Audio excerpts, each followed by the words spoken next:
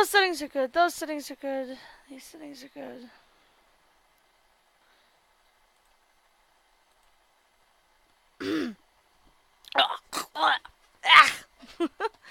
Oh my god! As soon as I go to start the game, my Facebook blows up. Always. Always. Always.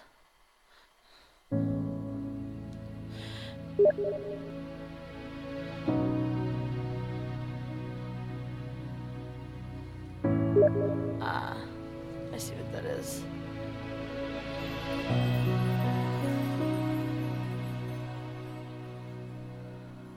Hold on 1 second, guys. One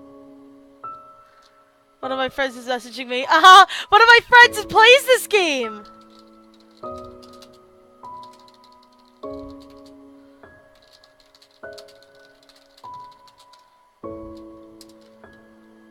I didn't know that this particular friend of mine played this game. That's pretty cool. Oh, oh, oh, oh. There we go. Alright. Hello, everybody. And welcome to Seduce Me Too. We're going to play more of James's Route today. I'm Gina, a.k.a. the Gina Chu. Shelties is already in here. As always, because Shelties is amazing. I couldn't see what my friend quite said, but that's alright. I didn't know that she played the first one. The first one's great.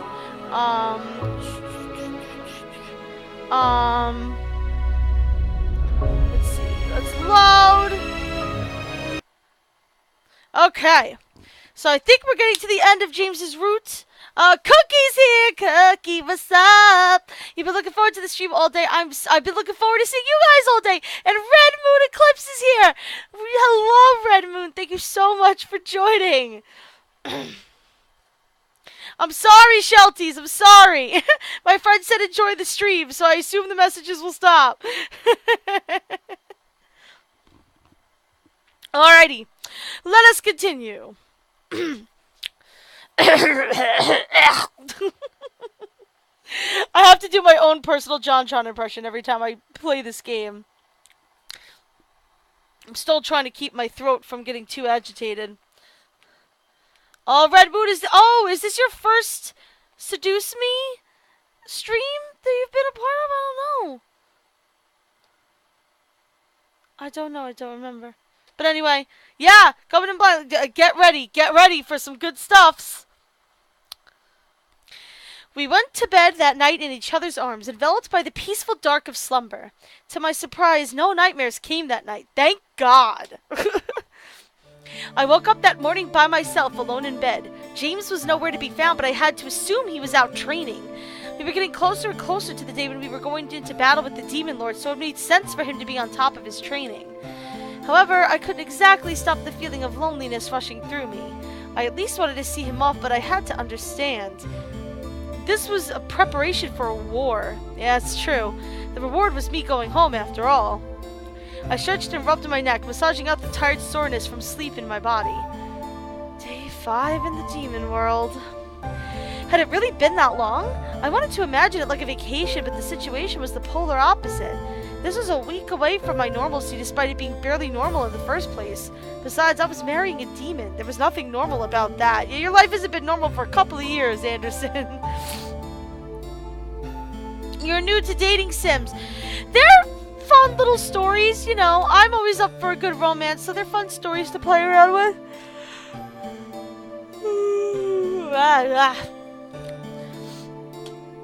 How much time has gone by in the human world? Were people worried about me by now? Questions plagued my mind for a brief moment before I let out a sigh of defeat.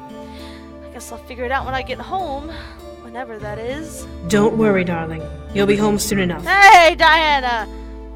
I turned my head to see Diana standing by the door with a plate of warm pancakes. I would never figure out how Diana managed to make them, but staring at the plate made my mouth water. Something warm. Here. Diana walked over and handed me the plate and utensils to eat with. I didn't even ask to start eating. The first bite was heavenly, and the expression on my face apparently made Diana chuckle. I'm glad you enjoy it. I blushed and swallowed the biteful in my mouth before looking up at Diana. Thanks. You're welcome. Diana chuckled as I continued to eat happily. As the thought crossed my mind, I couldn't help but look up and observe Diana as I ate what she made for me. Diana was really doing a lot to help me get home on top of having a war to deal with. I could tell that she had her reasons for doing so, but it seemed like there was a lot of work she had to do, and I felt a little sorry for her. Still, I was thankful that she was willing to help me leave this world for my own. Yeah, but like I said, there's definitely... There is nothing bad that can come of her sending her home, and there's nothing good that can come of her keeping him here, especially since the Demon Lord wants her to stay here. Like, pretty much at this point, anything the Demon Lord wants, Diana should probably make sure doesn't happen. You know, it's just... yeah. Kanawa Shoujo! I've not played Kanawa Shoujo. I've heard a lot about it.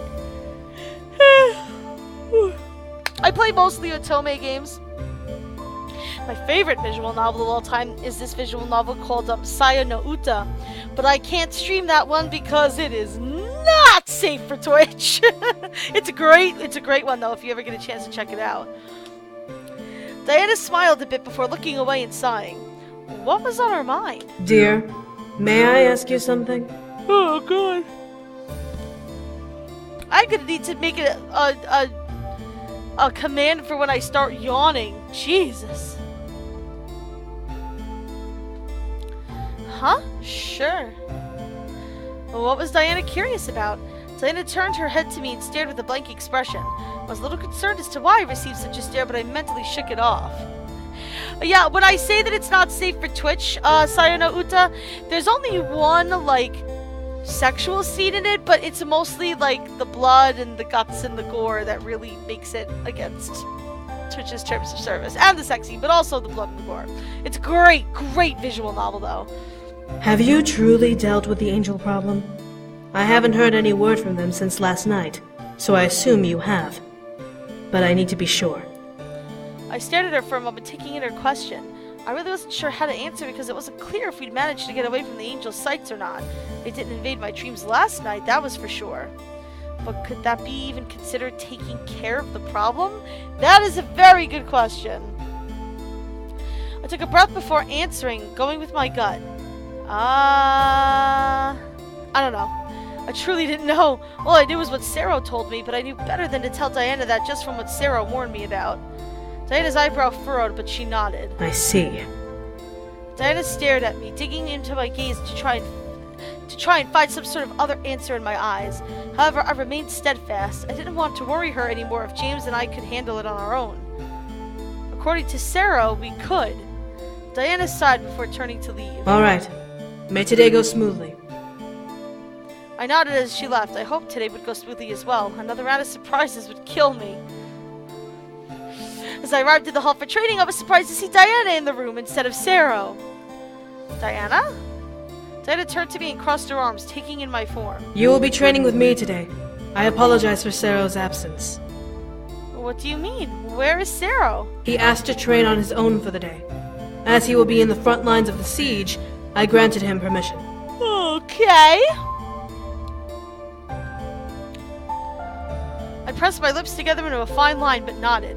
If he was charging at the front, then it made sense that he'd want to take a day and work on himself. I held my hand out and summoned my weapon, ready to fight the queen of the rebellion head-on. Alright, then don't hold back. Diana nodded and prepared her stance, summoning her saber and bringing it back behind her. I had to use this new training partner as a new experience. Not everyone would fight like Sero, so this was a good challenge for me. Absolutely 110% correct! Training with just Sero? Probably not a good idea. Fighting with Diana was no easy task. She was quick and thought 10 steps ahead of me, catching me off guard at some points. Still, I could tell that I was putting up a good fight with my defense. What surprised me was how time passed by without me even noticing it. The more I clashed with Diana, the more ignorant I became of this guy's eventual descent from light purple to dark orange. Soon enough, our training had ended. I panted, out of breath, but surprisingly still on my feet. I didn't understand how or why, but I could only assume that I was getting better, which was a good thing. Diana smirked as she relaxed, stretching back and making her saber vanish. I will admit, dear, you've done well for just a handful of days. Yeah, I mean, it's not like she doesn't understand anything about combat. I mean, she does know Taekwondo. Obviously, it's not the same thing as fighting with a weapon, but I grinned, happy to hear that I had impressed Diana with my skills. I only trained for a couple of days, but showed great improvement. Maybe the demon world was aiding me in becoming a stronger person. Thank you, Diana. Diana nodded before walking to the exit of the room. Now, please excuse me. I must see to the boys. You are free to come with if you'd like. I declined and left the room as well, towards the opposite direction, feeling my bed calling me. Besides, I didn't want to be a distraction. Oh, that's not a good... no.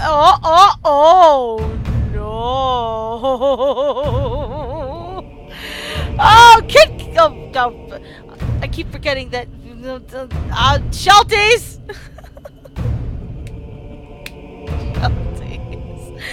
I'd finally arrived at my room, but as soon as I entered, something wasn't right.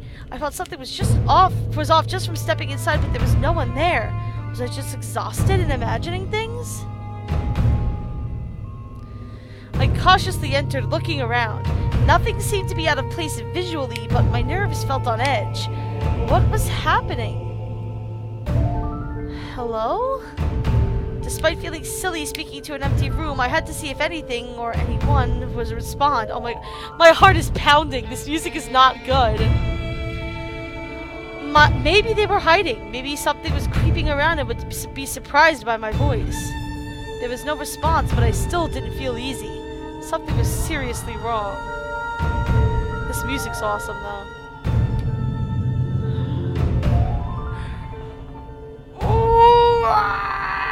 Oh god, you guys, you know what? I think that this Anderson would leave the room. We will definitely investigate in future playthroughs, but we are going to leave the room for now, or at least try to.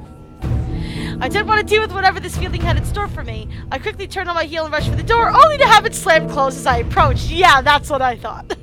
We're not going anywhere. This is gonna suck. Huh? I grabbed at the handle, pulling at it roughly. The door would not budge, intensifying my panic.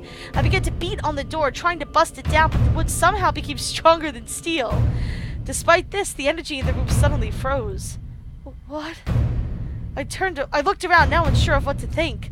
Whatever was here had succeeded in trapping me, so I needed to deal with whatever it was. Baring my teeth and stepping further into the room, I scanned the room for any movement. Who's there? What do you want? You do not belong here, human. Agreed! Can we go back to the human world now? Can we do that? Can that be a thing?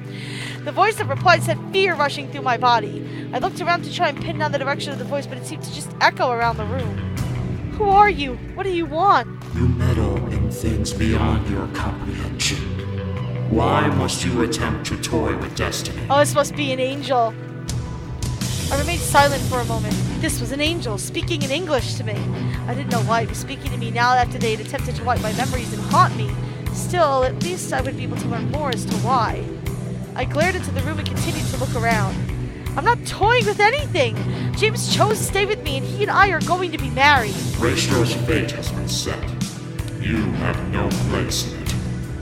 Before I could react, I felt myself become enveloped in chains. Oh shit. I looked down to see my entire body wrapped in lines of white and gold chains squeezing me tightly, and I winced in pain. Your mind is protected, but the spell will not last. Once it is faded, you will be properly baptized. Yeah, I saw the Latin word for baptized in the beginning of the game, and I was like, what? I guess that's what they call the mind wipey thing. No! Love, what is going on in there? Oh god, my throat is really starting to hurt now. You just heard my voice break. No! I stared at the door, hearing James bang against it from the other side. The door was locked from the outside too? I glared at the door before shutting my eyes and calling out his true name. Raystro! Yeah, you forgot we could do that, huh? With a flash of bright light, James appeared inside the room, shocked but suddenly enraged at seeing me in chains. Before he could rush forward to help me, however, his body was wrapped in chains as well. Oh no. No! Ah! What is this? You cannot defy your destiny, demon. My destiny? I pulled against the chains around me, hoping to somehow break free. Despite it being to no avail, I continued to thrash and pull. Your destiny is to rule this world. You cannot escape it. Oh, God.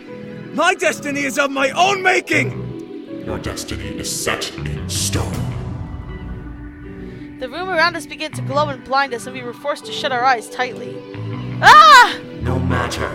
We will cleanse you both soon enough. I could feel the chains drag me beneath the ground into some sort of space. Cold waves rushed against my skin as I was dragged through a void I could not see. Where were we being taken? I didn't know how long I was out for. I had no way to tell how long I'd been unconscious. All I knew was that James and I were in trouble. What was going to happen now that we were prisoners of the angels? Nervousness sank into my mind, and I could do nothing but float in the empty darkness created by the angels who had confined me in a cocoon of chains. Slowly, my nerves came back to life, and I found myself awakening from the dark. What I didn't expect was to no longer feel chains around me, but soft, familiar silk beneath me. I opened my eyes and slowly turned them to see a familiar gray ceiling. It couldn't be. No! We're back home! Oh, God! No! They pulled her out but kept them in! Didn't they?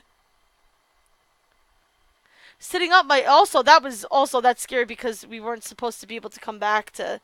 Yeah. Oh, God. Sorry, guys.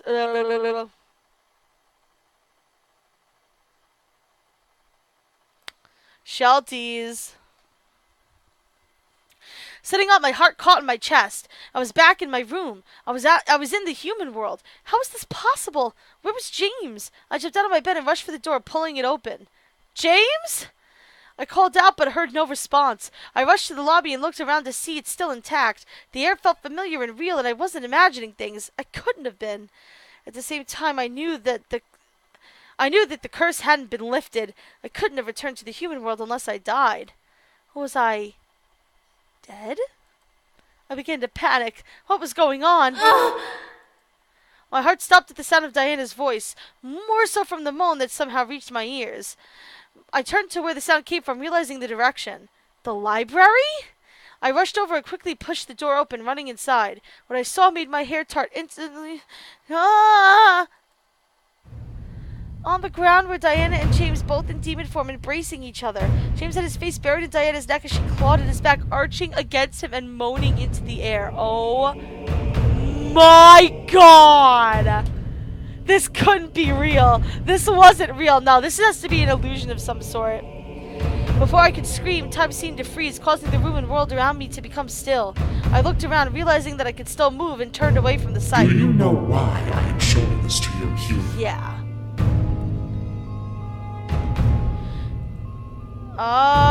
Fuck you or no? We're just gonna say no. We'll say fuck you for another playthrough. I had to be calm. This was an illusion, a dream. The angel speaking to me made that perfectly clear. This was the time when Raistra was destined to return to the Abyssal Plains. Isaiah would have convinced him to go home, and they would have consummated their engagement before returning to take their birthrights. Didn't happen! No. It is the truth. Nope. The only event that stopped it from happening was your voyeurism and intrusion. So you're saying if we didn't bust in, they would have just slept with each other? I doubt that. I will not let him go. How selfish. Humans are all selfish creatures. But that is to be expected when safety is handed to them on a silver platter. Oh yeah, please, we do a good enough job of killing killing ourselves, alright? Like, we kill each other all the fucking time, alright? Deal with it. You're not special. The angel was toying with me, and I despised hearing every word it spoke. I turned back around and focused my attention on James, knowing that this was fake and remembering the real scenario. Do you understand the full consequences of your actions? I regret nothing! I regret nothing! Upon my final word, the room went black and began to reek of blood. I started to gag and covered my mouth and nose at the horrid smell. What was happening now? Where did the angel take me? I followed Diana's voice to see a crack of light slowly open, revealing Diana. Her face was painted with worry and concern, but upon opening the door, her expression shifted from concern to absolutely broken shock. From the light of the door, I was able to finally see into the room I was in. Blood covered every surface, gore decorated every inch, and I was standing a couple of feet from the center where 3 objects laid.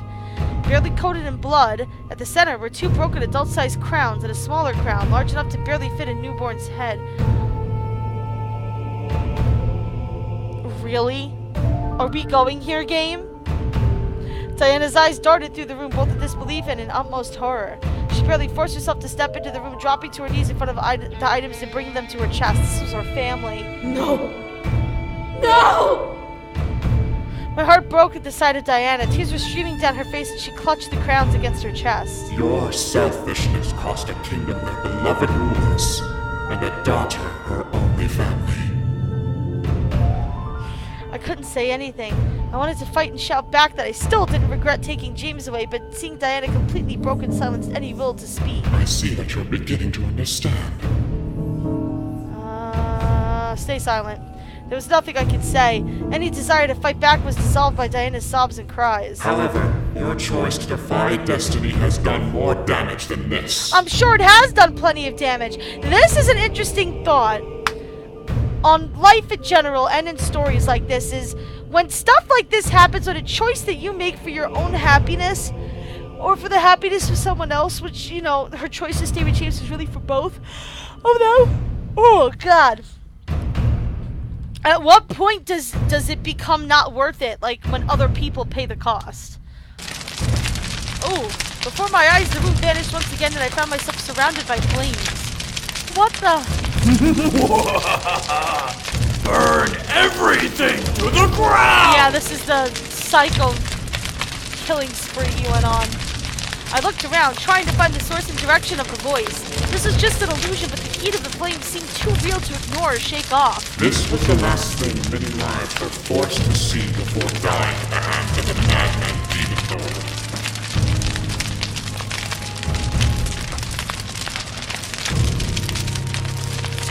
Stop it! Oh God, my voice. Guys, I can't. I gripped my head, shutting my eyes tightly. I didn't want to see anymore. I didn't want to be here any longer. If this was the angel's torture, this was truly unbearable. I agree, Red Moon. There is no right answer. There really is none. Do you not see the price of your selfishness? You are the sole reason why millions of lives have been lost. You are the sole reason why an entire world is burning. It's not... look. Okay, this is where I have a problem with it.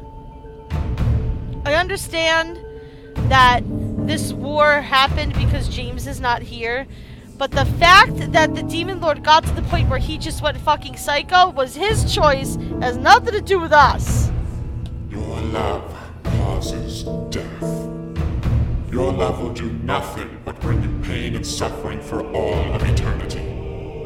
Every minute you hold on to my this false side, hope my is noble another child dying, Einherjar. another kingdom falling, another battle waged. 588 forever just became our 60th follower. Are you kidding me?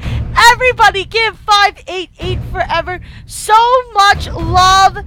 Give them all of the welcomes. Thank you so much, 588, for the support. Thank you for joining us. I am so excited. You've put such a smile on my face. I can't even.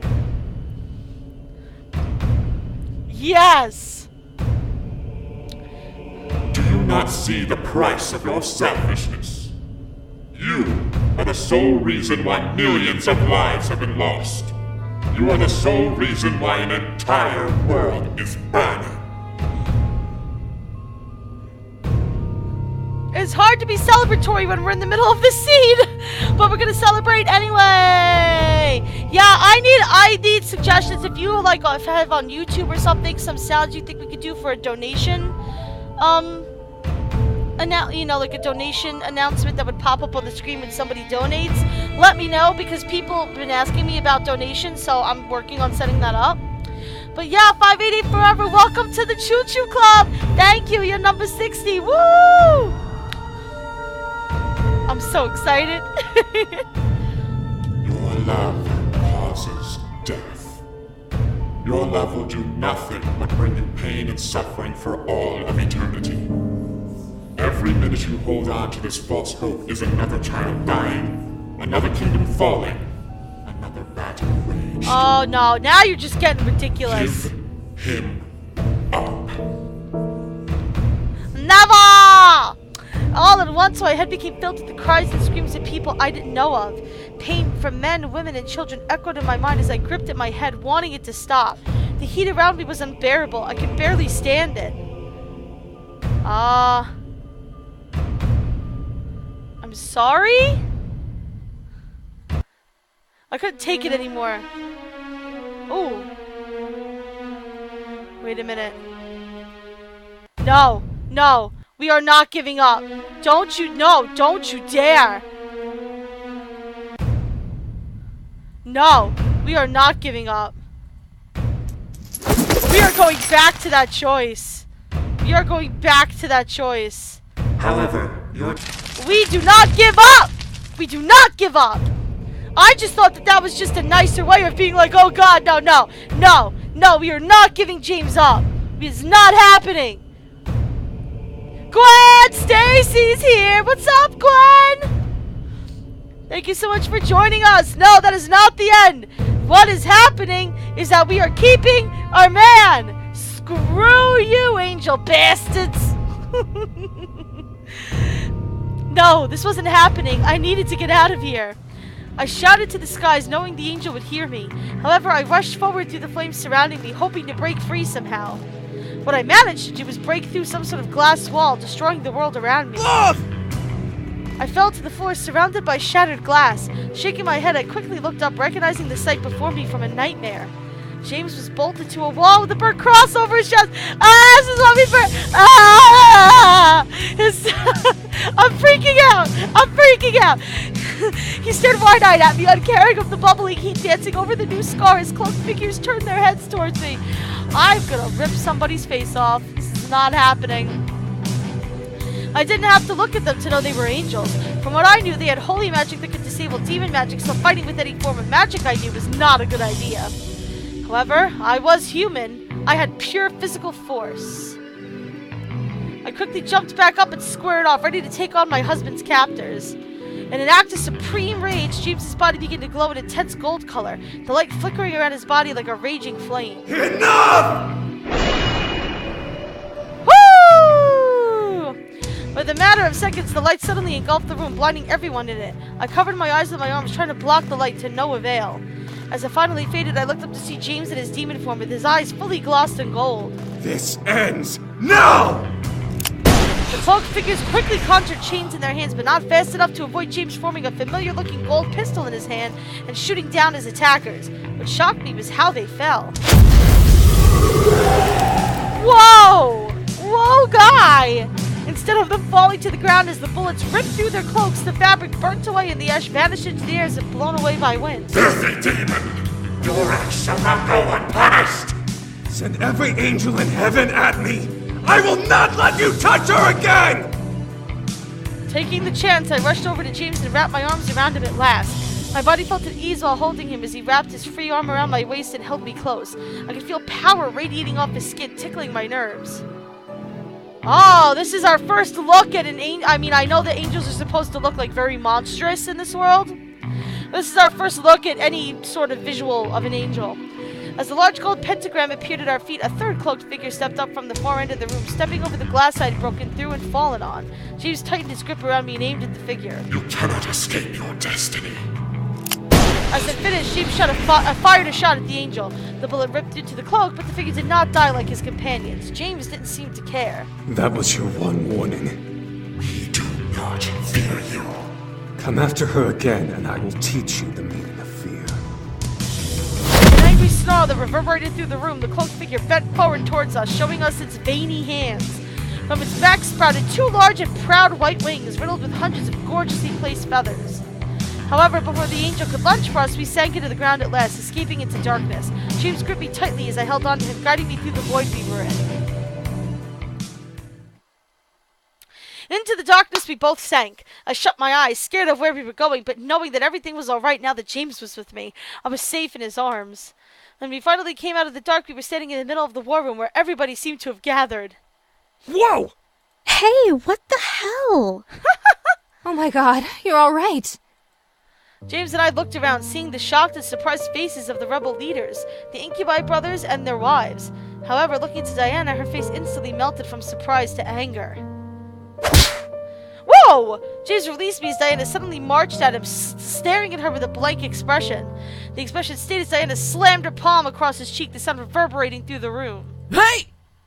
Do you both realize how long you have been missing? 2 days. Do you realize how many assets we have spent in preparing to find you both? Diana! Do not apologize! I don't want to hear it! Diana turned and walked back to her spot, crossing her arms and curling her shoulders over herself. If you two had died, this war would have been for nothing. I frowned, understanding what she meant. Because of us, the war happened, so we had to take responsibility. However, now was not the time to get angry. Diana, we're back now. That's all that matters. Once again, silence took control of the air before Diana took in a deep breath and let out a sigh, relaxing at last. The very last thing I wanted was for Diana to explode about this. Were they angels? Yes. Did you kill them to escape? 2 of them. Diana turned her head and looked at James in slight surprise. You realize that killing angels of heaven will put a bounty on your head. Oh, yay! That's just what we need, you guys, is a bounty on our head! I silently gulped, remembering the angel swearing to punish James for what he did. James didn't seem to be fazed as he wrapped an arm around me. Let them come. I will not let them hurt her again. My cheeks warmed a bit as I looked up at James, seeing him smile lovingly at me. I smiled back, seeing the deep and pure emotions he felt for me within his eyes. He would protect me with all of his might, and I would be with him for as long as I could. With a sigh, Diana rubbed her temple and turned around, glaring at me and James. Her look could kill, but I knew beneath her anger she was relieved to see us. In a strange way, I could see the amusement behind her hard glare. Well, now that everyone is accounted for, we are set. We are ready to march on to the Demon Lord's castle and end this once and for all. Are you two prepared? Yeah! The realization of the date hit me. If we'd been missing for 2 days, then we were an evening away from heading out to the final battle. Yeah, guys, it's the final countdown. Fear quaked to my core for a moment, but my embrace with James shook it away. We leave in the morning? That's the plan. Get some rest, you two. You both need it. Without letting anyone interfere or interrupt her, Diana turned and left the room. I smiled a bit, knowing that deep in her heart she cared about us. The other rebels left as well, most likely going to prepare themselves. Dude, what's on your chest? Sam pointed to the cross on James's chest, making everybody look at it. I bit my lip, but James waved his hand dismissively. A battle scar, nothing more. A scar that still needs to be examined. Eric walked all over along with Damien, and both demons began to investigate it. All right. Love, you can go back to the room if you want. I'll be there shortly. I nodded, feeling sudden exhaustion hit me hard. I yawned and waved to the others before I walked out of the room, making my way toward our bed. I finally returned to our rooms and flopped onto the bed, letting the events of my time in the abyssal plains replay in my mind. I was trapped here, hunted by angels, and soon enough I was about to go marching into battle against the Demon Lord for my freedom. Cookie. The more I thought about it, the more surreal the feeling became. I was going to be in a room meeting a powerful adversary face to face and set myself free of the curse he brought down upon me. You know what? You know what I'm thinking about, guys? Now, there would be one instance in which I feel like it would be okay to do the I'm sorry thing and decide that we can't be with James anymore, and that would be if we could romance our new bae. Because, guys, Shadow. If you guys haven't seen Shadow yet, oh, you need to come to some of the other playthroughs because Shadow is bae. Yes. The more I thought about it, the more surreal the feeling became. I was going to be in a room meeting a powerful adversary face to face and set myself free of the curse he brought down upon me. Add that I was captured by angels and almost killed by them made the time I'd spent away from the human world very wild. It felt like a dream, but I knew it couldn't have been one. This was too vivid, too real to even be close to a dream. As James entered the room at last, I smiled instead, walking over and wrapping my arms around him as he returned my embrace. God, I was so worried about you. And I was worried about you. We held each other, locked in silence and unable to say anything more. We'd been in a heavy predicament and we escaped. Sure, we were probably branded now, but we escaped nonetheless. Shadow the Hedgehog, no! This guy's way better than Shadow the Hedgehog, y'all! He's way better! All we could do in the moment was hold each other and listen to our synchronized heartbeats. As the thought of tomorrow danced in my head, I began to fear it even more. Was I ready to go into battle? Was James? Were any of us, for that matter?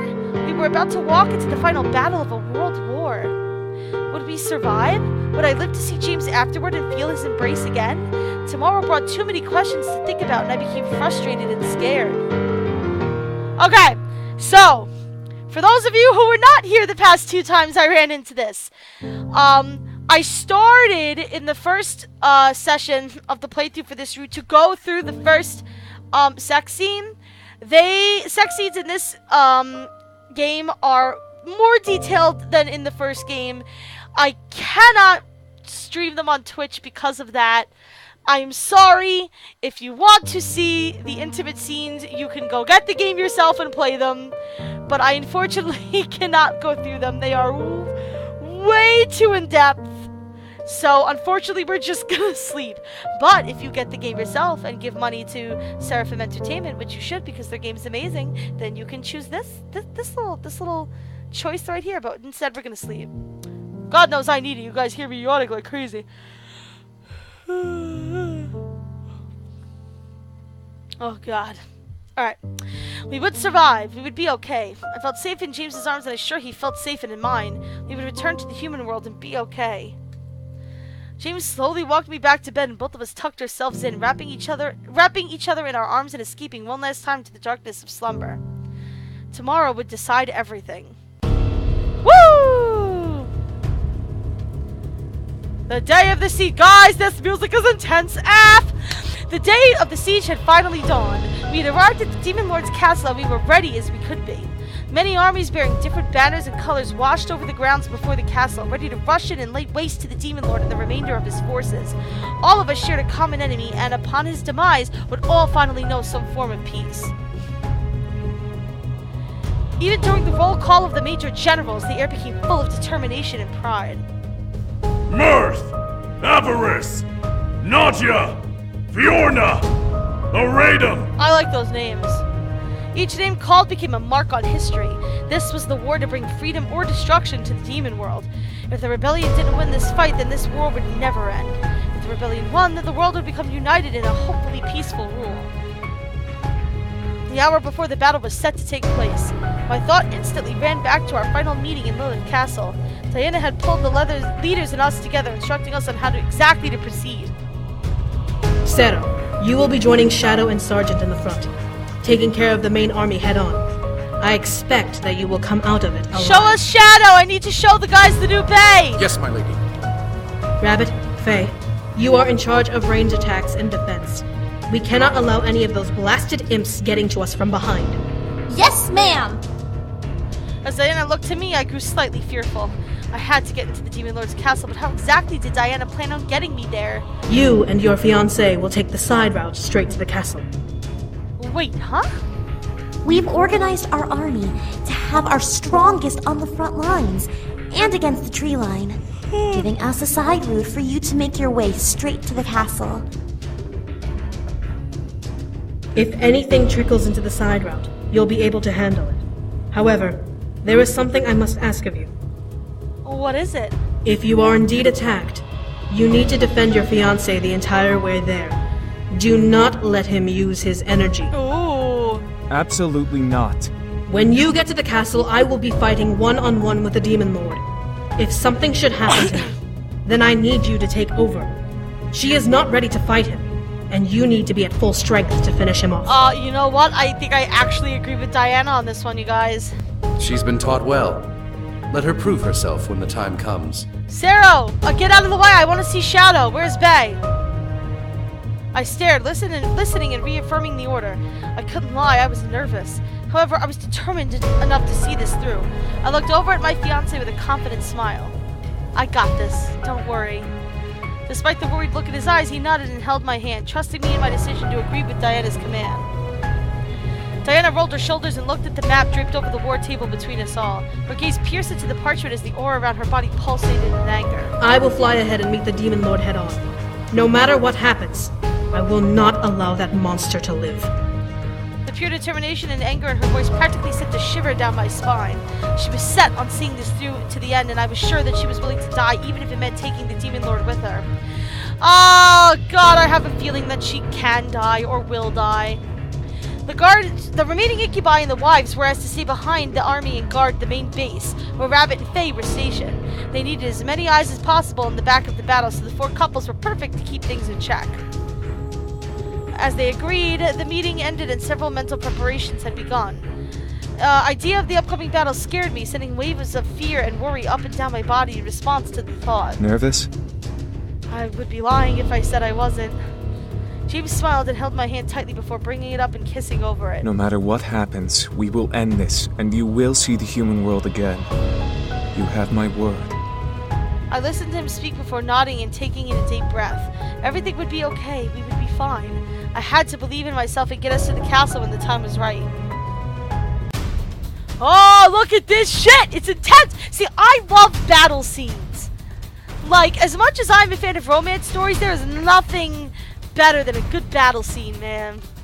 Like a beacon, our forces became the banner of hope and strength for the rebellion. At the sight of Diana, many soldiers bowed or stared in awe of inspiration. Maybe it was her presence or maybe it was for what she stood for, but as Diana stood at the cliffside of the mountain, the air became full of energy and power. My fiancé, Rabbit, Faye, and I stood behind her as Diana stood at the ledge of the cliffside, addressing the rebellion for their final battle. Her voice echoed across the field, booming and reverberating through the air like thunder. Show us Shadow! I want to show everybody Shadow! Milites! Et hug liberati sturei tramcun tuis omnibus conversiris! Sto vobiscum reducitic vos ad spem! Nocte! Lavabimur arcem! Hostium sanguine! What is she saying? She said that she stands with them and will help them gain their freedom from their enemy. Tonight, the Demon Lord's castle will be bathed in blood. Really? I don't think she means it literally, but she's riling up the soldiers for war, as she should. Agreed. I nodded as I stared at the back of Diana's head. A part of me felt a little intimidated and jealous of the power she had. She really could make armies bow to her and obey her every whim. At the same time, I knew what she was doing wasn't the right thing for this world. Eletiu dominati sunt nostri, nostes res, ium mitere, profundissimum, inferni detractos.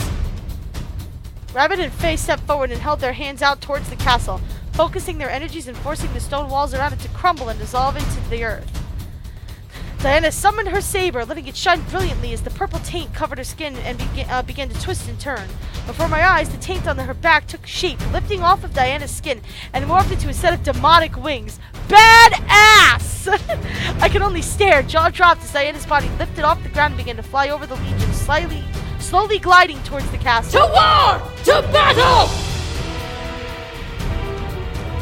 At her final command, Diana's wings pulsated in the air, flapping gracefully as she swooped down and forward. She was in charge and flying for the castle wall, saber bared and ready to spill blood. As the armies below began to bellow and march forward, Rabbit took a hold of my shoulder and turned me away from the castle to face her. Come, we must hurry. Understanding the need for urgency, I nodded and rushed forward with the rest of the incubi towards the slope down the mountainside. Everything is in order. Sergeant Diana's guard are at the front lines, while Shadow is with his legion to the west. No! Why isn't Shadow here so we can see Babe one last time? What about that? We've done what we can to keep your way clear. We'll try to make sure the battle won't break through the path. I nodded, feeling needing the need to rush, nip at my heels, pushing me forward. My fiancé seemed to agree, gripping my hand and walking at my pace alongside me. However, as we finally arrived at the front line, the forest line, Faye and Rabbit stopped, looking back at us. Straight through here. The sound of the war will always be on your right, so do not get lost. You'll be fine, though. Just follow the tree line. In sync, my fiancé and I nodded in acknowledgement before turning to see the other brothers and their wives. So, this is it. Princess, brother, we'll see you in the end.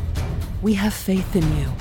You'll make it there, and we'll return to the human world soon. I can't wait to learn about these other wives. I'm hoping that, just like Sam's wife did a tarot reading for us, I hope that we get moments with the other wives in the other playthroughs. I really do hope so. Kick his dead body a couple times for me, alright? Right in the head. Love you, Sam. We'll be right here rooting for you and watching your back, okay? Carrie, you are #1 BFF Bay of Life. I love her. She's a great little character. We'll finish this and rush in as soon as we can, alright? Peace, Matthew. Make sure you kick some serious ass. Show that old goat what he gets for messing with you. I think her name is supposed to be... Is it Norin? I'm guessing Norin. I don't know. We haven't heard We'll her win name. this. We know we can. You can do this. We'll see you soon, okay? I smiled. Despite nerves running through my body, I held onto my fiance's hand and gave it a heart squeeze before receiving one back in kind. We'll finish this, then we'll go home. The group nodded before I slowly turned and looked into the tree line, took a breath and rushed forward. Matching my speed, my love followed, leading through the trees behind me to not lose sight of me. The journey was surprisingly fast going through the trees. The sound of war crashed from beside us outside the tree line, causing me to cover my ears a bit from the volume, but I shook my head and pressed forward, not wanting to become distracted. The goal was to get to the castle. I had to focus. Before I could, however, I skidded to a stop, seeing imps appear from the distance and rush towards us. As my incubus came up behind me and spotted the imps, he prepared himself to attack, but I placed my hands on his arms, stopping him. I got this. I walked forward and formed my weapon, letting it shine brightly in the darkness of the forest around us and temporarily blinding the imps ahead of us. My spear gathered its mass in my hand, forming from my energy within my hands and settling into my palms. I twirled it around myself, getting used to the balance and weight before holding it beside me, ready to charge forward. The imps, who were blinded by my light only for a moment, looked back at me and stared as they took note of the weapon I had possessed. With a battle cry, I rushed forward, taking advantage of their blank state. Ah! I'll kill you!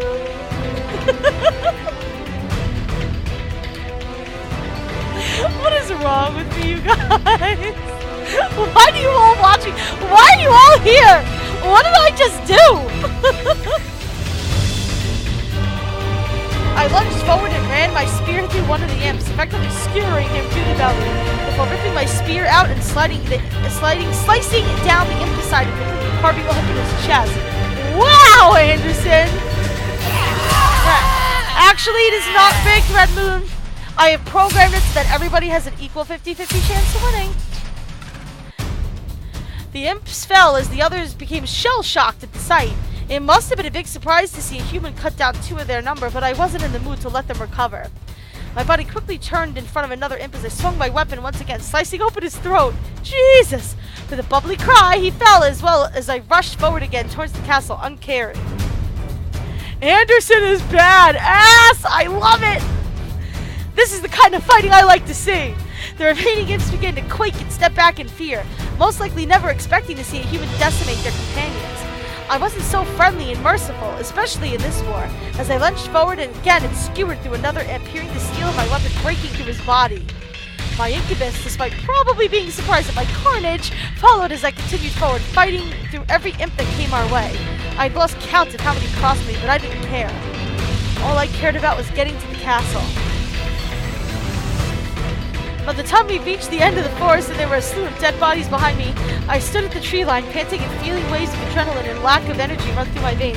Did you like my battle cry? I'm so glad. I'm so glad.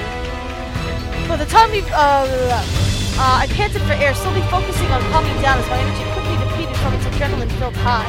The weapon in my hand quickly vanished, no longer able to maintain its form without my energy. That was all I could do before my energy was expended and a wave of exhaustion rolled through my body. I began to fall forward, exhausted. My fiancé, however, quickly rushed forward and caught me in his arms. Whoa! Are you okay? Huh? I looked up to see James staring down at me with a deeply concerned gaze. We were safe for the moment, so I merely smiled up at him with a nod. I'm fine. I promise to protect you, like you protect me. James let out a small laugh, kissing my forehead and hugging me to him. That you did. I'm so proud to call you mine. I love the way you carved that guy's heart out, Anderson. I love you. It was so romantic. I hugged him back, feeling relieved that we'd finally arrived at the castle and were about to rush inside. As we slowly pulled away, James lifted me up and helped me to my feet. Will you be alright? I nodded, shaking off the exhaustion from my mind. I was ready to end this. I looked up at the castle gates and felt a rush of determination run through me. Let's go finish this. With that, James and I rushed forward into the castle. The final battle had begun. Oh, we know this place! We've seen it plenty of visions and whatnot in the first game. The ringing sound of clashing swords greeted me and James as we sprinted into the castle towards the main hall. James placed a hand in front of me as I spotted the battle waging at the foot of the throne dais. Hey, there's that bastard! Diana and the Demon Lord slammed their swords against each other over and over in violent repetition, with Diana level to her tall opponent in fight. I can't read things. I can't speak.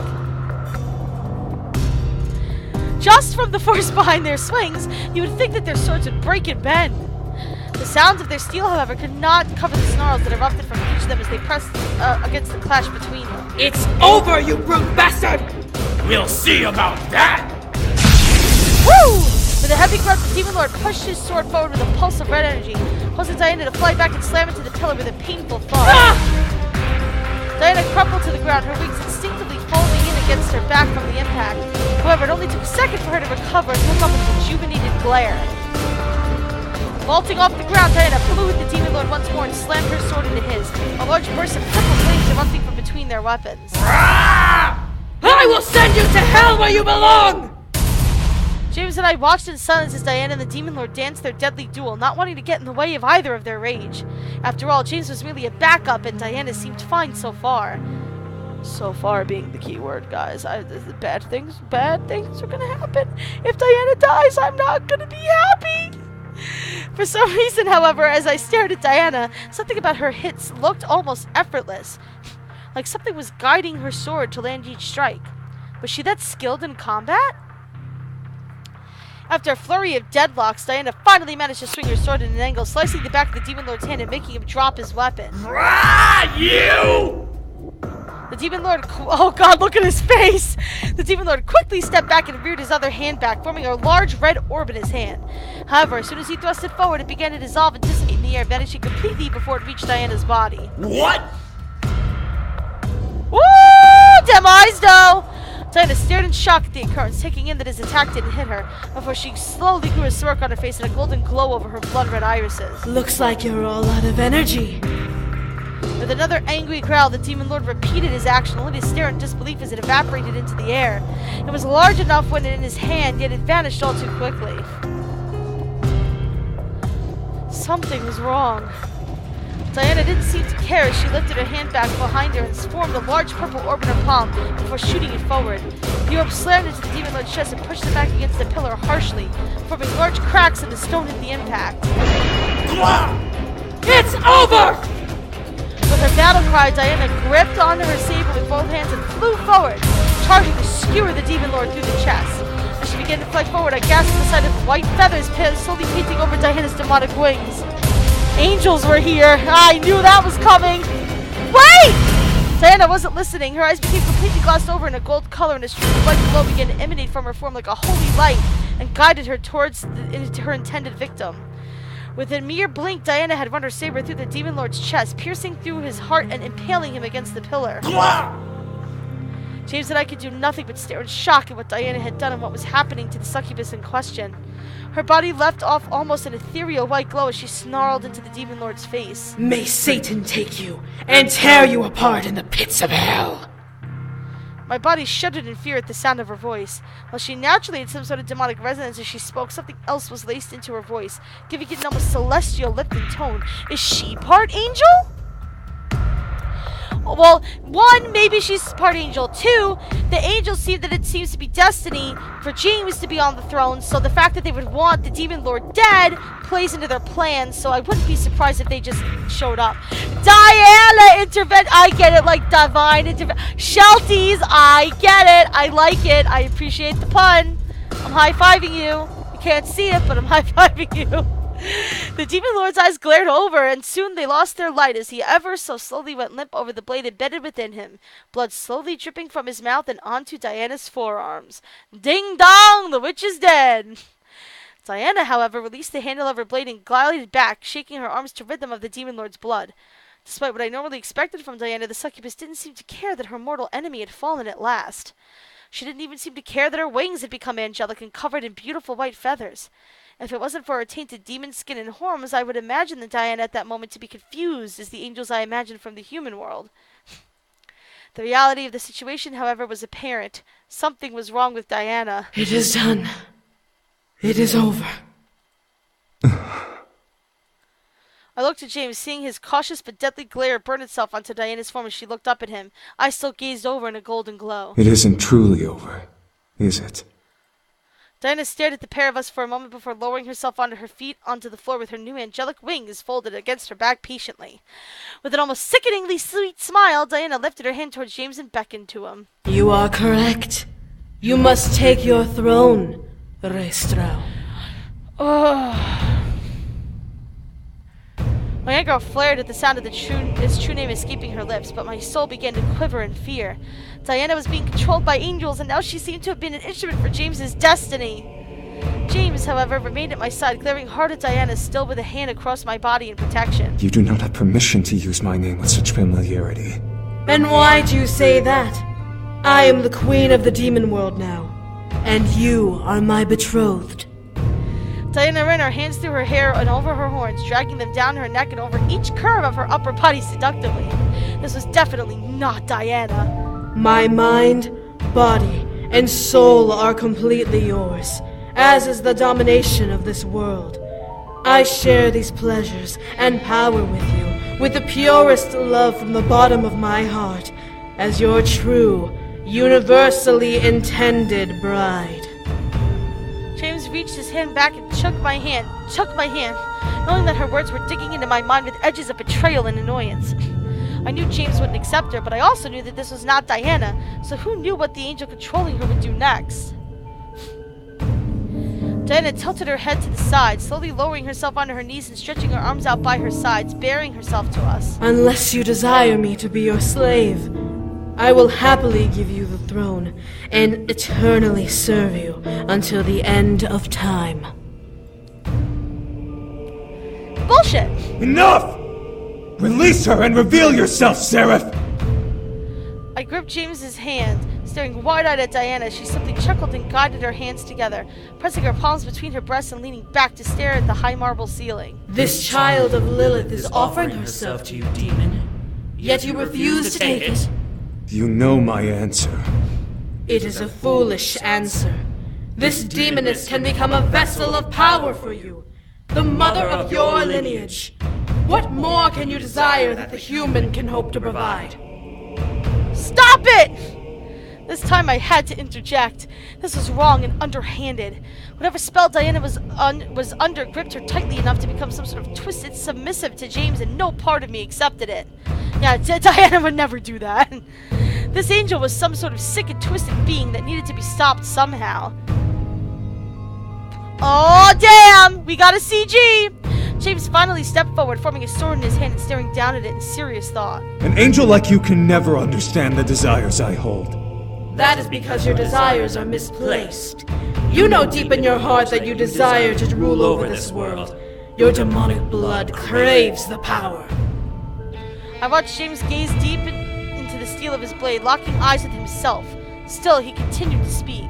It is true that some part of me wishes to rule this world. Some darker, unfeeling shadow of the past that was raised to live and become the ultimate lord of this plane. As James gripped the handle of his sword tightly, he shifted his gaze to Diana's body. My heart knows where it belongs. With the human who loves me as I love her! My heart fluttered in my chest at James's words, feeling every ounce of passion and determination embedded with each sound. Diana, however, let out a dark laugh. Love, how fleeting. Your defiance comes from such a weak emotion. As Diana finally straightened back up, I stepped back from the sight of her eyes. Instead of black pupils, her golden eyes held two dark crosses burned within her lost irises. The smirk on her face intensified, almost like a Cheshire cat's sickening grin. This is not really weird if you've seen the other stuff, Red Moon. It's really just, you know... Allow me to show you a power greater than love! I think that there is very few powers in the world greater than love, if any. With a hard flap of her wings, Diana jutted forward, forming another saber in her hand and arching it across James. Her target countered in reply, clashing his sword with hers in a heavy clang. I instantly jumped back away from the fight, and James and Diana began to clash swords again and again. James's face showed with pure concentration as Diana's cackled at both in insane glee and obsessive desire. Fight however you like! You cannot escape your destiny! I will, and you will not stop me! The speed of their clashes increased. The rapid sounds of steel beating steel crashed through the air like a wave of violent drums. They were equally matched, and neither seemed to be close to giving in. How long would this fight go for? I knew Diana was probably exhausted from the fight, but the angel was working through her, so there was a chance that her exhaustion wouldn't matter. Then again, James had not lifted a finger yet in this war, so he had energy to spare.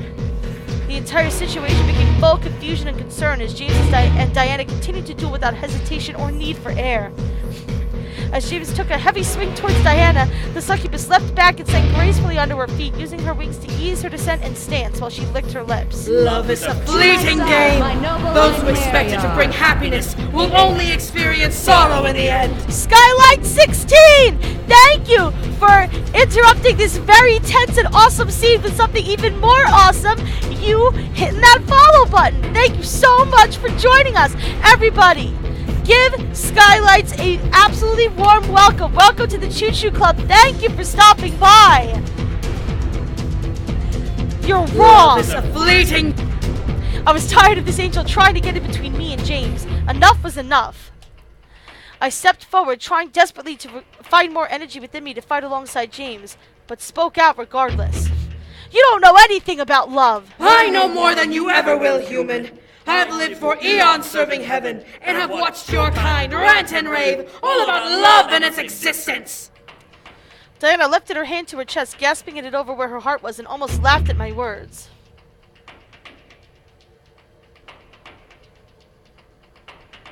You humans use love for the most meaningless of things. I love him, I love her, I love this, I love that.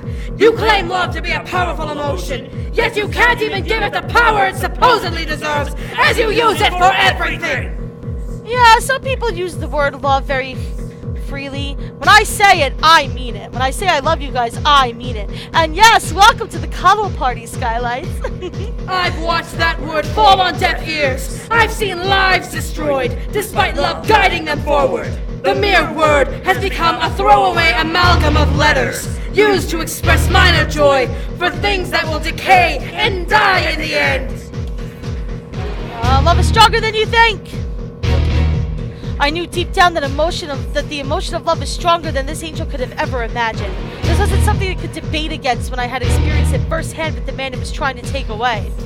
Diana laughed and shook her head, guffawing at my exclamation before stretching her arms out to the side. Love is weak! I have claimed the body of a succubus who is full of true love, and not even her love can stop me!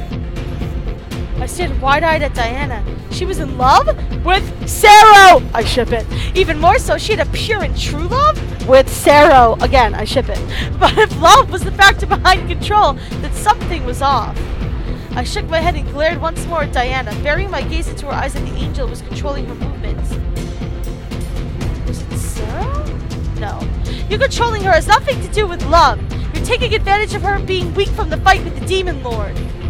Finally, Diana's face melted into a glare as she bared her teeth at me and growled. You know nothing! Less than nothing! Filthy, unclean human! You open your mouth and spout nonsense and forget your place in the universe! I love how they, synced up their voices, by the way.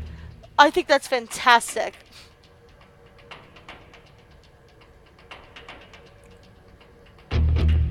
Diana's saber began to glow an unfriendly white color as Diana's hand began to quake holding it. Blech. Was Diana fighting back, or was the angel's anger shaking her limbs with rage? I wasn't able to tell. I will erase you! Shelties! That angel has Miss Shizuka from Asagao Academy levels of definitely just getting dumped. Oh my god, it's Miss Shizuka! Mai was right, she gets terrible when she's dumped. A hard flap of Diana's wings made Diana fly towards me. Sword held high to rip me in two. However, her blade was met with James's as she rushed up and guarded me. You! James pressed back against Diana's saber, her body glowing a dark gold color in response to her ever-growing aura. Your battle is with me, Angel.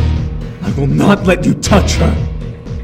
With a heavy snarl, Diana pressed herself against the deadlock, leaning towards James and practically frothing at the mouth. I will make you yield! Say it, Shelties! Unaffected by her scream, James summoned a burst of yellow energy forward, knocking Diana back towards the throne dais. Diana flipped back and floated on the air gracefully, shaking her head before sneering at James.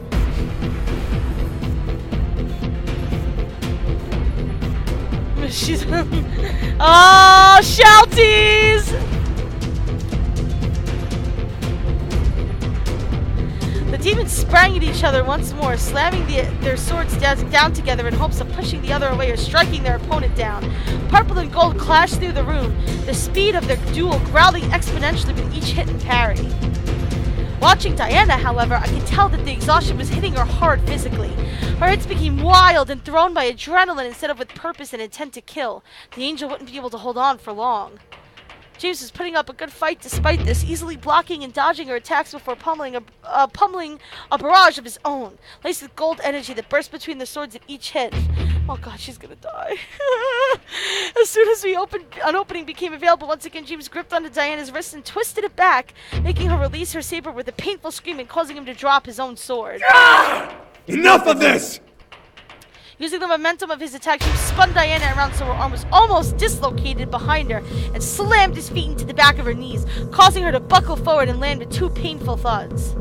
James, however, pushed Diana farther down and slammed her body onto the ground, trapping an arm in her back and her foot and grabbing onto Diana's large wing with both hands. I gasped. He wasn't going to rip them off of her, right? Oh, Jesus Christ!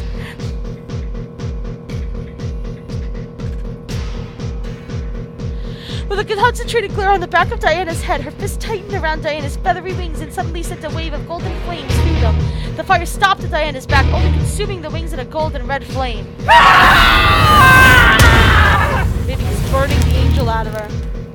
Diana's screams echoed through the room, bouncing off the floor and walls in a frenzy that she could do nothing but feel the flames engulf her wings. The feathers that painted over them began to burn and dissolve into ash, falling around her. Soon enough, the pain became unbearable enough to force Diana to make her wings vanish back into her skin, where 2 large burn marks signed themselves. I'm sorry. Not giving Diana a single ounce of mercy, James dug his foot beneath her body and flipped her over, causing her back to arch in pain from the impact of her burns on the marble. Smoke snaked out from her back as she gasped loudly. As Diana opened her mouth to let out her breath, James quickly grasped onto her neck, squeezing tightly and causing the succubus beneath him to choke. James! Neither demon would hear me as Diana grabbed onto James's wrists and began to claw at them, desperate to make him let go of her. His eyes began to flicker from the gold to their original, clear white and red colors as Diana could do nothing but spasm from lack of air. Oh god! Do we stop him? No, we gotta stop him, you guys! I needed to stop him before he killed her. This angel wasn't worth her death. I rushed forward and grabbed onto James's arm, making him look up at me as I knelt down beside him. James, stop it! You'll kill Diana! James stared at me, taking in what I had said with the same surprised look before looking down at the succubus beneath him and glaring hard. Was he going to kill her anyway? Come out and fight me! With a burst of energy surging through James's hand, Diana's arched back, a spray of frothy saliva and blood erupting from her mouth towards the far wall. James's grip had loosened around her neck, but Diana's body continued to spasm from James's attack.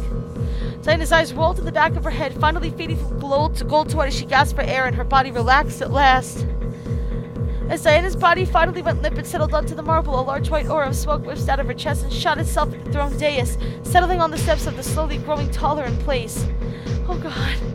The white smoke finally formed into his familiar cloaked being who was arched forward with his veiny hands tensed out beside him. Oh god. Something about the angel, however, seemed different than before, as if he had somehow gained energy from being within Diana. You filthy cur! You continue to try and defy your destiny when it is useless! James stood and glared hard at the angel, forming his sword once again in his hand and pointing it towards his new opponent. His body began to glow and the room began to brighten in his golden aura. I have no such destiny to remain in this world. My life is bound to the one I love, not to an empty chair gained through blood. You will have no choice in the matter! Like 2 bullets, James and the angel wrestled each other and collided with James' sword at the angel's bare hands. I pushed James' blade to tear through the angel's flesh, but the steel pressed against the angel's hand like it was grazing stone. The angel gripped James' blade and slowly began to crush it beneath his hands, causing the magic surrounding it to falter and fade. James and I stared wide-eyed as the angel was about to rip the broken piece of the sword off and toss it inside like it was plastic. Determined still, James shot his energy through his sword and reformed the blade, once again going for another attack only to be blocked by the angel's forearms. Upon impact, the steel of the blade shattered like glass, falling to the ground. I am no mere servant of heaven. the Keeper of Destiny, the Scribe of Fate. You cannot defeat me no matter what spells you come. Upon his final words, the angel pressed his hands forward and slammed them against James's chest, forcing him to fly back and slam into the far wall. James! Instantly, I began to rush towards him and found myself being lifted off the ground by the back of my neck and pulled away from James towards the angel. Ah! No! I grabbed at the back of my neck, feeling the angel's hand grip it tightly and keep my body afloat somehow. His hand felt indeed like stone and concrete, grazing against my skin roughly and almost tearing at the flesh as I struggled. Let me go! I should have forced you to choose from the beginning, demon. This human will not see reason to let you go, but I know that you will see reason in the offer I will graciously give you now. The angel held my body out, dangling me in the air like a doll as I flailed and clawed at the angel's arm. My nails merely scratched against his stone skin as I felt my energy slowly deplete even further than it was in my spirit. Accept your fate, demon, and I will bring her back to the human world unharmed.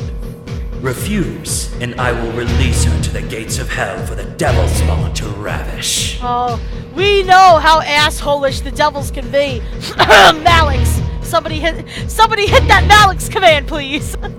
As he spoke of James's potential refusal, a large wave of heat burst out beneath my feet, causing me to look down and scream at the sight on the ground. Beneath my body was a large open circle with red flames flaring out of it. Between the flames, I could barely make out the sight of hundreds of hands reaching up to try and stretch themselves through the hole above them and towards me. Each hand, burnt in red, sent waves of remembrance down my body as an image of Malix appeared in my head. Ah! Sorry if I'm screaming too loud. I have a terrible microphone that I'm working with. My fear only spurred me to flail harder the hold I was in. A carrying of the friction his hand was causing my skin. I could feel blood gather and dribble from the back of my neck, flesh tearing open from my attempts. James stared up at me, quite quaking from the fear of the situation. We were far away from him where he couldn't reach me even if he sprinted as I dropped. I was left to James's decision. What was making them loud? The sword clanging? However, something in James's eyes changed. Gold painted over his eyes as his body began to float in the air. Because what I can do, guys...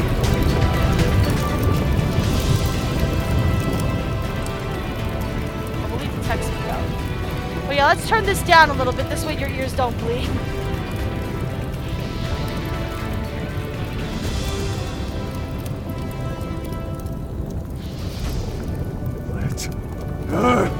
Go! As you wish! A gas managed to rush into my body as the angel's hand on my neck vanished without a trace. My body began to fall into the open pit below me, a wave of intense heat reaming at my legs, before I felt a strong pair of arms wrap around me and pull me forward. What? I looked up to see James gripping me tightly, flying back away from the angel with me encased in his tight hold. As we reached the doorway of the main hall, James landed and set me down, keeping his intense glare on the angel by the throne. As the angel made their way towards us, I could feel the air become colder with each step he took. No problem, Red Moon. I'm terrible with audio equalization, so if everything is ever too loud, always let me know. You cannot smite me, demon. It is useless to try. If I cannot kill you, then I will send you to a place you can never escape from. On James's words, a large set of purple ethereal tendrils snaked around the angel's hands and neck, tugging him back roughly. James and I looked back to see Diana, risen from her unconscious state and glaring daggers at the back of the angel's cloak as her hand connected to the tendrils around her target. Yeah, this music's amazing. It was mildly frightening to see her eyes completely coated in gold, just like James's eyes, as she snarled at her now captured victim. How dare you defile me! James, in retaliation, formed a large wall between himself and the angel, pushing him back in time with Diana's tendril pulls. Each time the angel dispelled one of the tendrils on his body, James pushed forward and Diana formed another tendril in its place. It became a team effort, forcing the angel back to balance his feet over the edge of the pale pit he opened. However, despite each rough tug and push James and Diana gave him, the angel continued to balance himself. With a burst of white light, the angel completely dissolved the tendrils in magic wall, jumping upwards and floating high in the air, tense and growling. The two demons, however, wouldn't let him hang around for long. Simultaneously, James and Diana pounced off the ground and flew into the air as the angel, Diana, summoned Diana on her summoned the damaged wings and James with his new powers. Diana summoned her saber and James formed his sword, clashing them against the angel's body. The blades didn't break, but simply pounded against the cloak the angel wore as if they were hitting armor. The angel became frazzled as he began to defend himself against two opponents, each not giving him an ounce of mercy in their attacks. It was almost dizzying to see Diana and James fly around their target, taking shots at ridiculous speeds. Each hit resulted in a loud clang of steel against the stone that bounced around the room in an endless but random cycle. Watching Diana and James encircle the angel with attacks was like watching gold and purple fireworks off against the moon. Suddenly, Diana's saber was launched out of her hands, causing Diana to float a bit back a bit in shock, while James attacked from the angel head-on. As the angel knocked back James's attack, Diana swooped up behind the angel and entangled her arms around his and locked her legs around his cloak while pressing herself between his wings. What? Next! At her cry, purple and black lightning began to spatter and shake around the angel and Diana, freezing them in the air but electrocuting them both. James! No! The incubus didn't falter as he gathered energy into the blade, making it gleam an almost ethereal and godlike glow. No! No! It's over! With a large shout, James shot himself forward and impaled his sword on the angel's body, successfully readying his body and skewering both the angel and Diana. Oh, Diana! Golden purple lightning wrapped around the angel, both from Diana's spell and James's blade, causing the wings on his back to burn away into bones, then to ash. The angel's head slowly began to darken to an ashy black color from the electrocution. James ripped his blade out from his two victims as Diana finally pushed herself away from the angel, leaving him to float in the air for a moment, frozen from the pain. As the angel began to fall, he let out a deathly scream before falling into the hell pit below. The angel's body vanished into the hell pit before a large burst of red and orange flames burst from its opening. The chaotic screams of devils erupted from the pit as the flames began to die out and vanish. Soon enough, the pit slowly closed itself, having been fed a proper body to seal it away. I collapsed onto my knees, feeling the drain of the entire situation hit me like a ferocious wave. It was over. It was over at last, but for how long? Diana, no! This is not okay! The entire situation became a chaotic mess. James forced the angel of fate into a pit of hell. Did this mean that James was free? What about the angel? Too many questions rang in my head, but stopped as James landed beside me and knelt down to me, lifting my chin and making me look up at him. He looked worn out, panting for the air from experience, but he still had a kind smile. It was so satisfying feeling James with me. I barely noticed the black scar on his chest vanish from his skin as I became lost in his eyes in relief. It's over now. I could only nod, feeling the slow growth of elation trickle into my chest as I looked up at James. He was alive, we were still together, and the angel was gone. If it wasn't over, I was sure the other angels would have come at us. Oh God. I wrapped my arms around James, relieved that everything was over and we were at peace at last. I'm gonna cry. Diana, however, let out a pained gasp from where she'd fallen, gripping the open wound on her stomach and panting. James and I looked over in surprise as Diana began coughing out blood and calling out. Settle! On her command, a burst of white light emerged from the body before revealing her half-angel guard, looking around him in new surroundings and locking his sights down at his fallen mistress. Isaiah! Quickly, Cyril dropped to his knees and placed his hand over her wound while he wrapped an arm around her shoulders and back. Diana winced and continued to pant for air, gritting her teeth. What happened? Who did... Shut up and heal me. Cyril nodded in quick obedience before muttering to himself and closing his eyes. White energy flowed through his hands as Diana's wound. To my astonishment, the wound slowly began to close and zip together like it was never there. Please tell me she's okay. Please tell me she's okay. As Diana let out a sigh, she closed her eyes and relaxed into Cyril's arm, laying her head against his upper arm. Cyril let out a breath of relief as well, moving his hand beneath Diana's knees and lifting her up bridal style. James and I stood as soon as Cyril did, facing him as he turned to us and glared hard at James. I gripped onto James's hand, stepping forward to be between the boys as Cyril began to walk towards us. What happened? We fought an angel. It has been properly disposed of. The air in the room once again chilled as Cyril kept his stare on my husband, a faint white glow surrounding his body. It faded, however, at his mistress's voice. Cyril. Cyril looked down to see Diana look up at him and bringing a hand up to his cheek. The tension in his eyes faded at the sight of the feeling of her actions, making me release the fearful breath I was holding in. Without another word against my incubus, Cyril turned and walked around me and James. As we reached the door, however, he turned his head towards us. It would seem that your destiny has been broken. Well done. How do you know this? Cyril didn't speak again before leaving us alone. James and I watched him leave before relaxing into each other's arms with me laying my head on James's shoulder. I could only remember Cyril's words as he vanished into the dark of the castle hall. If Sarah was right, then James had enough power to break his stone destiny, and him send the angel packing only confirmed it. Thank God. I find it ironic that you're thanking God here. It's over. Yes, it is. James and I held each other tightly, taking in the situation. The war was over. The angel hunt for James was apparently over. We were safe now, and we could go home. All we could do now was let out a sigh and cherish the silence that followed. We would go home soon. It was over. The war was finally over. Hold on 1 second, guys.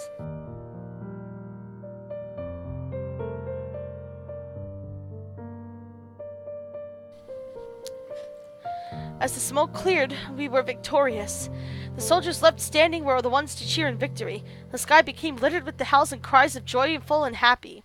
The tyranny of the demon lord had ended. Yes, queen! But what now? Home was now possible. We could go back to the human world and we could live our lives as we wanted. It was something I desperately wanted, yet my body was not ready to make the journey just yet. We had to celebrate the success of the war after all. As the full moon rose over Lilith Castle towards the dawn, the entirety of the demon world celebrated with endless drinking, food, laughter, and dancing. It was so unreal, but the courtyard that I could see was filled with smiles and happy faces. We had stayed for one more night, traveling back to Lilith Castle to rest and return home as healthy as we could be. After all, we had just gone through a war. One more night in the demon world wasn't going to hurt us. While the majority of the rebellion danced in the courtyard, I remained with the incubi and the rebel leaders, who were all the royal hall having their own celebration. Drinks were shared and battle stories were exchanged, making some laugh and others roll their eyes. I found myself intrigued at the story Sergeant told about the front line. As I looked at Diana, yay! Bay is good, Diana! I love you! As I looked at Diana, however, she simply kept quiet with a small smile on her face. She looked at the incubi and the rebel leaders and sons before walking away from the little party we had. As she knew I was staring at her, Diana looked over at me and slightly gestured with her head to follow her. Why not follow her? I followed, curious as to where she was going. I made sure to remain quiet as I separated from the rest of the group and followed her out of the room into the hall. The entire journey, Diana didn't speak a word. Even Sarah didn't follow her, most likely being told that she wanted to speak to me alone. Diana led me through the castle, up a couple sets of stairs, into what looked to be a royal bedroom with a balcony. Was this a guest room?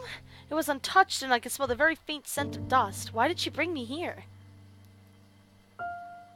Diana stepped into the room, using her magic to ignite the candelabras and air out the room by the open balcony window. Before I could ask, however, Diana finally spoke up. Yeah, the last time we spoke to Diana, she was also under the balcony in our house. I have to thank you, dear. For what? For aiding us in this war. We've been fighting the Demon Lord for so long. We thought the war would never end. As terrible as the circumstance was, if you hadn't been summoned here, we probably would have still been fighting now. Diana walked to the balcony and leaned against the railing, staring into the dark night sky. The light from the room illuminated her form as she gazed at the stars. Despite the situation around us, the air seemed calm with the faint echo of the celebrations whispering through the night. I walked over and stood beside her, leaning against the balcony, and looked at Diana as she smiled and let out a chuckle. To be very honest, I didn't expect to ever see you again. After I took your energy that night, I vowed to never deal with humans again. No clairvoyance could have told me about you coming into play in this war. I wasn't exactly counting on coming here. It was good to see you again, though. Diana stared wide-eyed at me, a small form of a blush on her cheeks. What? It was true. I was able to see another side of her, one that wasn't cruel or ruthless towards me. I guessed it was the real her, and I was happy to find out that she wasn't a terrible person after all. When you were in the human world, I never imagined you to be a nice person. You did everything you could to mess with me and try to coerce the boys to return. Since I came, I know who you really are. You have a good heart, Diana, and I'm glad to know that now. Diana stared for a while before smiling softly, her eyes slightly glossing over in a sense of appreciation. She almost looked like a little girl for half a second, her face so full of innocence. And you do as well, my friend. Diana turned her body to me and held her hand out towards me. I smiled back and took her hand, gently shaking it before her pulling her to me, surprising her. Guys, friendship with Diana? Who would have known? I wanted to hug her, so I did. I wrapped my arms around her body and felt her very slowly relax into my embrace. With a small breath and what I assumed to be a purr, Diana wrapped her arms around me and hugged me back. Never would I have imagined embracing Diana and seeing her not as an enemy, but as a friend. Yeah, really, tell me about it. It was mind-boggling, but I was glad to know the real Diana now. Diana and I pulled away from each other and smiled before she stepped back to her original spot. Oh, I had almost forgotten. I tilted my head at her. What was she talking about? Diana lifted one of her hands toward the sky and waved her hand through the air, marking a soft purple mist glow around her fingers. Within seconds, the mist morphed and formed itself into a lavender-colored lily, resting peacefully between Diana's fingers. She put it down and presented it to me with a kind gaze. A gift, my dear. A gift? I slowly took the flower out of Diana's hands and inspected it visually. It was light, but I could feel a soft glow of magic emanating from the stem and petals. The bloom reminded me of a human world lily, but something about it seemed otherworldly. A flower known only to demons of Lilith. We call it the flower of Lilith, because these flowers were said to have been created when Lilith first appeared in the abyssal plains. I stared at Diana, not understanding why she was giving me such a gift. She chuckled in my confusion and leaned against the railing, continuing her explanation. It is also a flower we succubi use when we marry.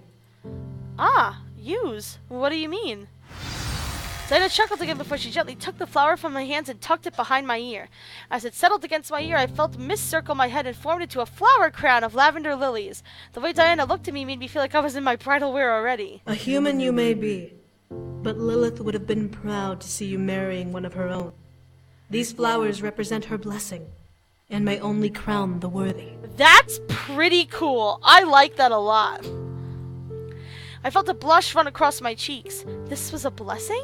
I slowly reached up and ran my fingers along the flower crown adorning my head, feeling the soft petals against my fingertips. They were almost pulsing with energy. I felt both flattered and honored that a simple flower felt that I was worthy enough to crown my head. Diana let out a sigh and looked back to the sky, making me do the same. One would have expected the sky to be full of smoke or smell of a war's aftermath, but the sky was clear and fresh and drifted through my nose as I finished. As I inhaled. It was indeed another world, and tonight was my last night in it. Well, you did it! Congratulations! You've made it to the end of your story. I have to say, I am very surprised at how it turned out.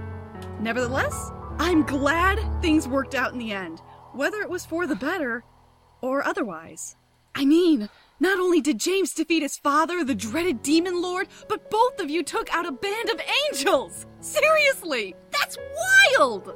But I guess it was for the best, or else they would have kept trying to hunt you down and make James the king of the demon world.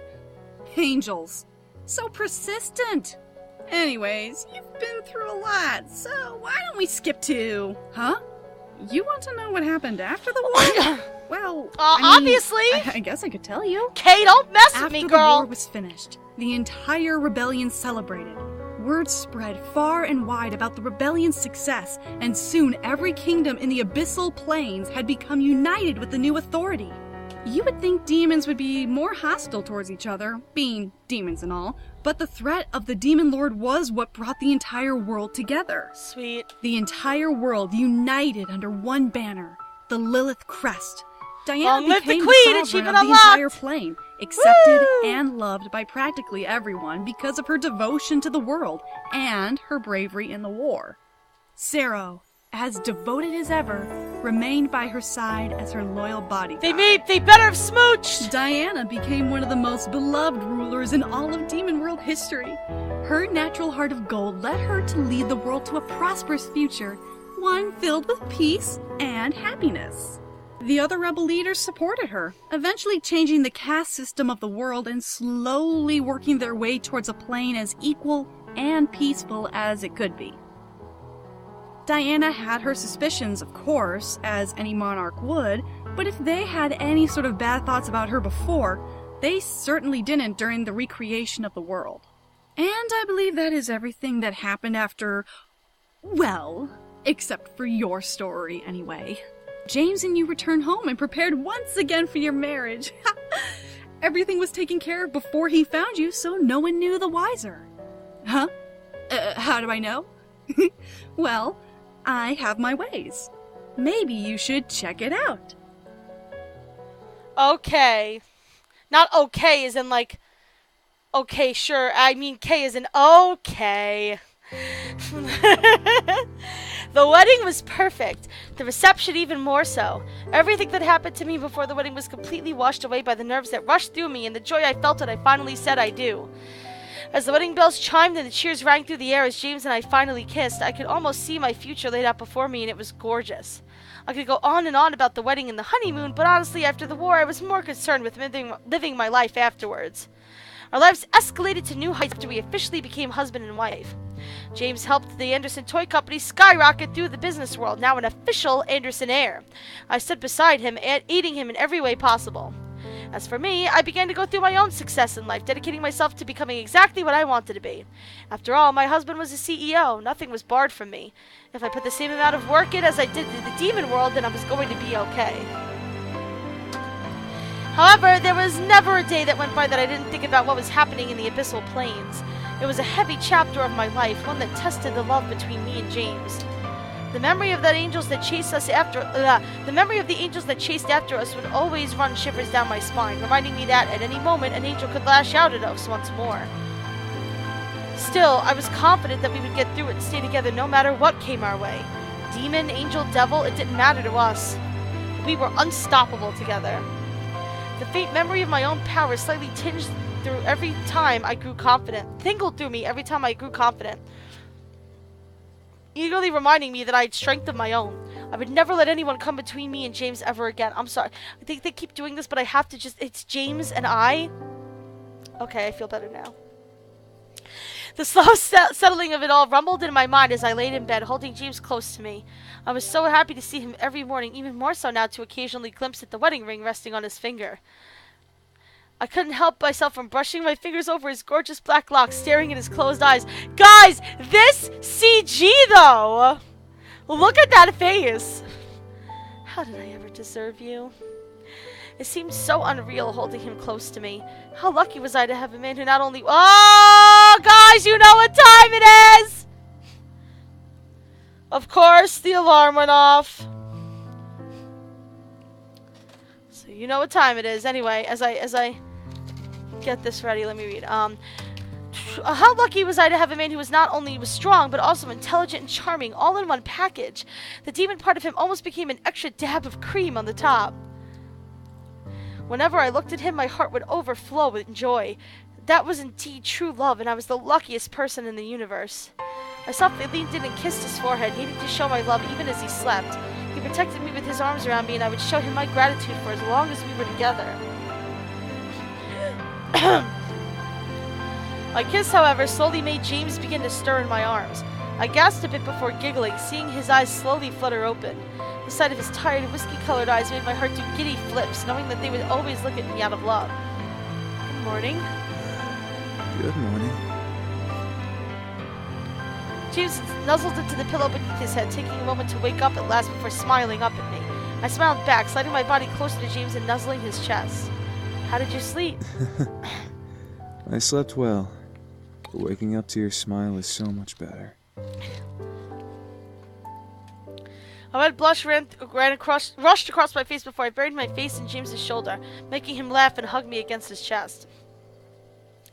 The contented hum that rumbled in his chest made me smile despite the embarrassment on my cheeks.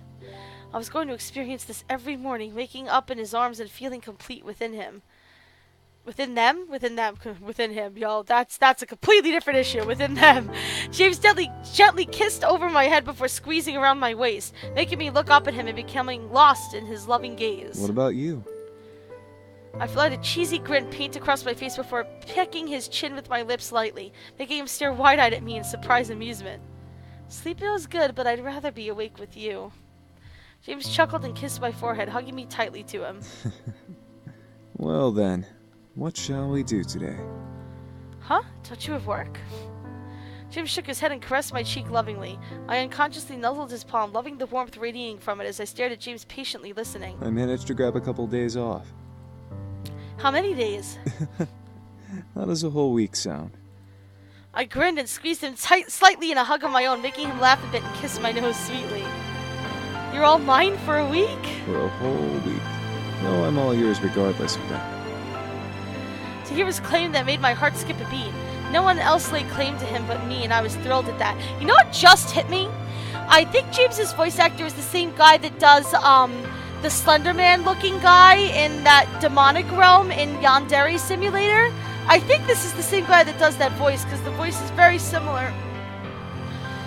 I rested my head on his chest, listening to his heartbeat as he cradled my head to him and rested his cheek against my hair. So, any ideas?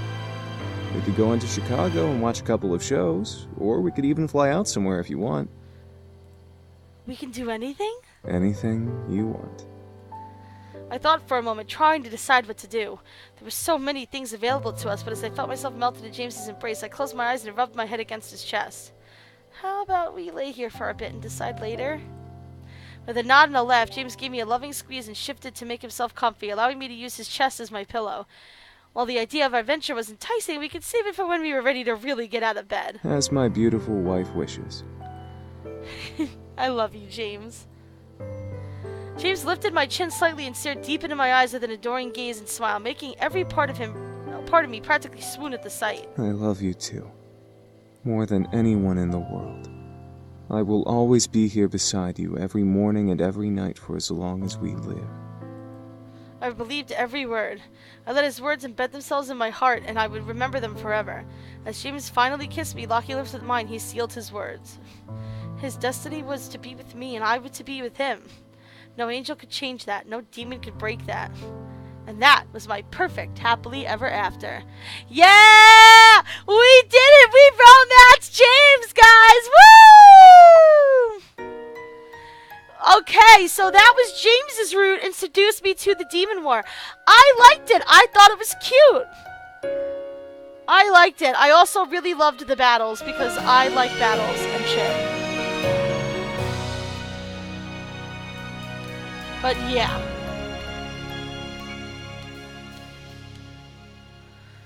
So I'm so excited at this. Yeah, I hope that you guys enjoyed it as much as I did. I'm very... Yeah, so this was created by Michaela Laws, who does the voice of Diana and who also sings this song. She is a very good singer. Christopher Escalante, who did the music voices... Eric, I was gonna say, yeah. Eric. Yes, Bradley Garrett. That is the guy that does the voice of the Slenderman looking guy in Yandere Simulator. I was right.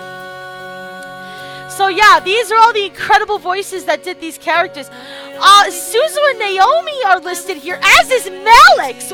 Well then. I guess we're gonna run into some old friends and some of the other routes. Well. Simon Tabby is gonna be back when Michaela voices Simon Tabby.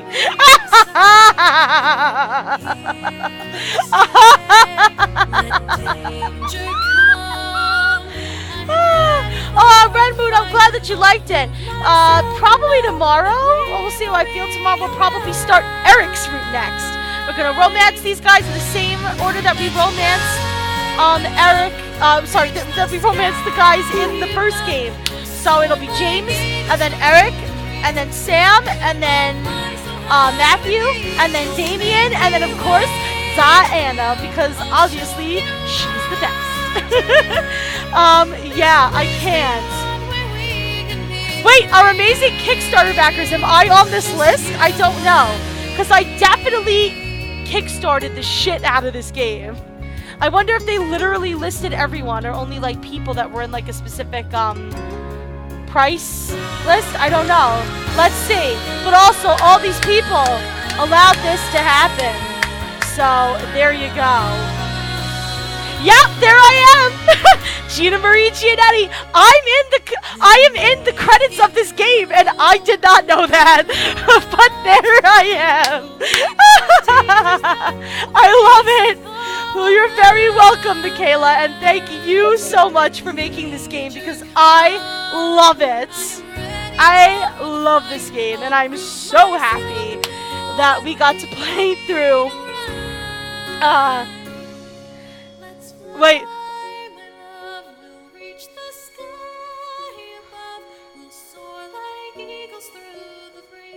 Yeah, like, I'm so excited to yeah. I'm just so excited. Oh, is Luke streaming right now? Guys, I'm telling you, do not stick around to watch me while Luke is friggin' sub to Youngtown! Hashtag sub to Youngtown! What are you guys doing? Yeah, I don't know why I'm in the credits. I know why I'm in the credits. I kickstarted the game. But I just think it's crazy. Hi, Shelties. Oh my gosh, yeah. So yeah, special thanks to you guys as well. You're part of the fan base, right? So there you go.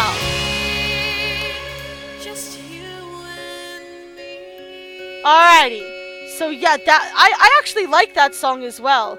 So yeah. I loved this route and I'm so excited. We'll start James's next time.